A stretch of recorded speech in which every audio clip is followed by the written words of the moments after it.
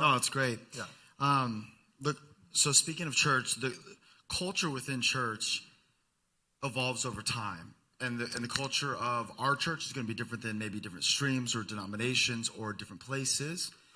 But like there are certain things that have just been, this is now okay. This there's a little bit of a stigma with this or whatever it is.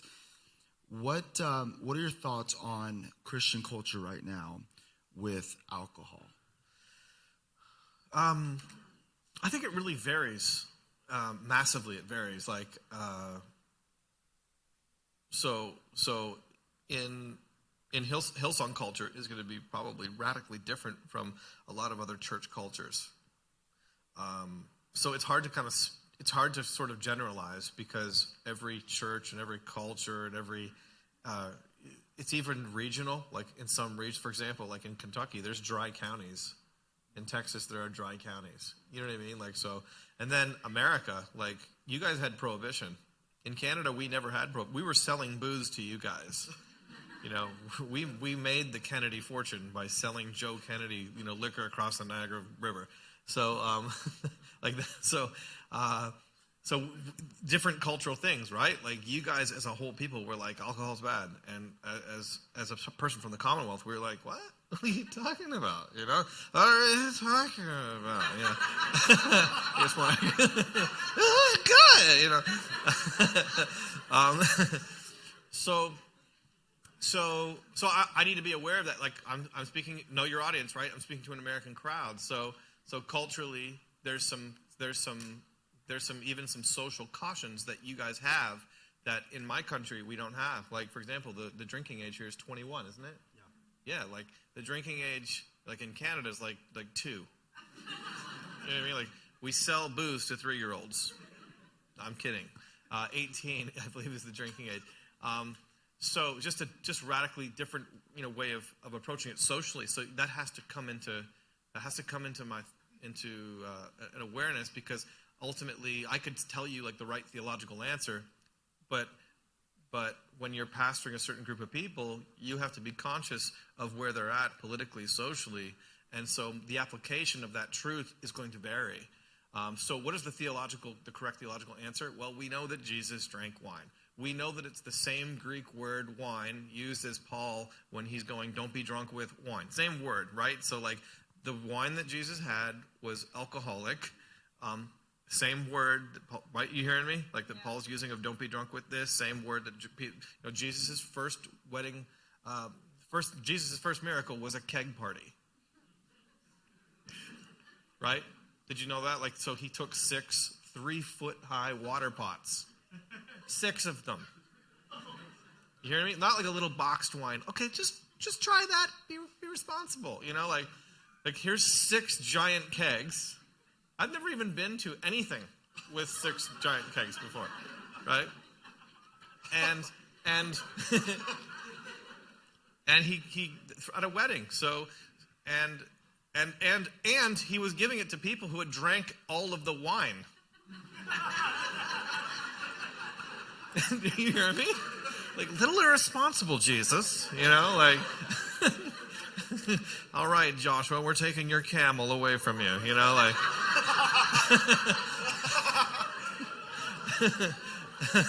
somebody round up the camels. Nobody's going home tonight. That's Jesus' wine. Be careful. It's extra powerful. So our theology has to have... Now, the scriptures have cautions about drinking, right? Like the book of Proverbs has cautions about drinking. Paul has cautions about drinking. Don't be drunk with wine, but be filled with the Holy Spirit. Don't be drunk with wine. And then Paul talks about all of these things that are associated with drunkenness in that culture, which was ultimately Paul's big issue. Like, what happens in our culture when we get drunk? Well, here in Corinth, we end up having a giant orgy. Do you know what I mean? Like, that's actually what the Greek words are talking about. So he's going, no, but be filled with the Holy Spirit. And when you're filled with the Holy Spirit, like the fruit of the Spirit is self-control. You hearing me? So Paul is addressing some serious social issues to a church that is plagued already with sexual immorality. So big idea. that the Jerusalem, we know that Jesus drank wine. We know that the Jerusalem disciples drank wine. We see Paul write to Timothy and say, hey, like, have some wine for your stomach. Like, so obviously there was some sort of prohibition that's happening, especially in Romans chapter 14. In Romans chapter 14, we see this caution from Paul that's really strange, and people have built a doctrine around it in a number of church movements, and that's okay. I think it might be a bad doctrine to build in this passage, because it says, like, I won't eat meat, or that's a funny one, but I won't eat meat or drink wine if it makes my brother stumble. So people have thought that so we pull that verse contextually into 2020, and we think of this hypothetical scenario in which a Christian who's been a drunk, or somebody who's been a drunk for years, they come into the church, they get saved, God sets them free from an addiction to alcohol, and then if you have a drink in front of them, they're going to stumble back into alcoholism. And like, those are very rare cases, if that makes sense. Now, it is a valid application of that passage, but that's not what Paul means in Romans chapter 14. In Romans chapter 14, Paul's talking about dietary issues that are splitting the church in Rome apart. So the church in Rome was full of Jews, and those Jews didn't eat Roman meats, and they didn't drink Roman wines. And the reason why they didn't eat Roman meats is because they were sacrificed to idols, and they didn't drink Roman wines because Romans used animal blood to prepare wine. So it was, in fact, today you can still find kosher wine. You find kosher wine because wine today is still fined with animal products. They use eggs now. Until 1993, they were using ox blood to fine wines. In Europe. So long story short, there are. It was a kosher issue. It wasn't a drunkenness issue. Does that make sense? Yep. Like Jews drink. They've always drank. So why are the Jews in Rome not drinking? Does that make sense? Yeah. And so then you just do a little bit of research and you realize, okay, like obviously this is what was happening here.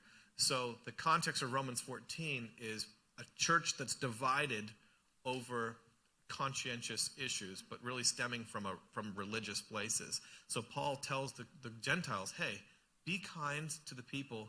You know, like unity in the body is more important than your liberty. So if you're going to drink at home, but don't drink in front of the Jews. It's just making them angry. You know what I mean? Long story short, there are cautions against drunkenness. There's cautions against a lifestyle of drunkenness, but we also see examples of people drinking in the New Testament. So is it okay to drink? Yes, it's okay to drink. Is it okay to live a lifestyle of drunkenness? No, it's not okay to live a lifestyle of drunkenness.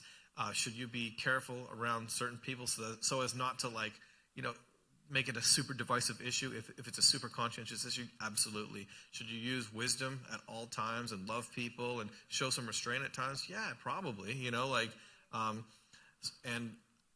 For example, if somebody's a vegan and they're a conscientious vegan, I believe that vegan is an old Indian word for bad hunter.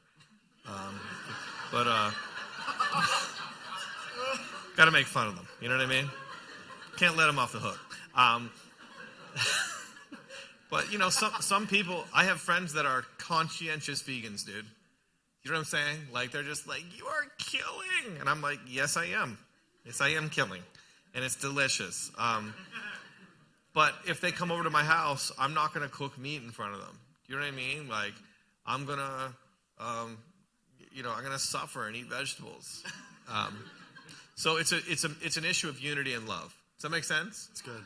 So you don't rub things in people's faces. So, if somebody has dietary issues, you oblige. You always oblige, right? Like, right. I was on an airplane recently, and and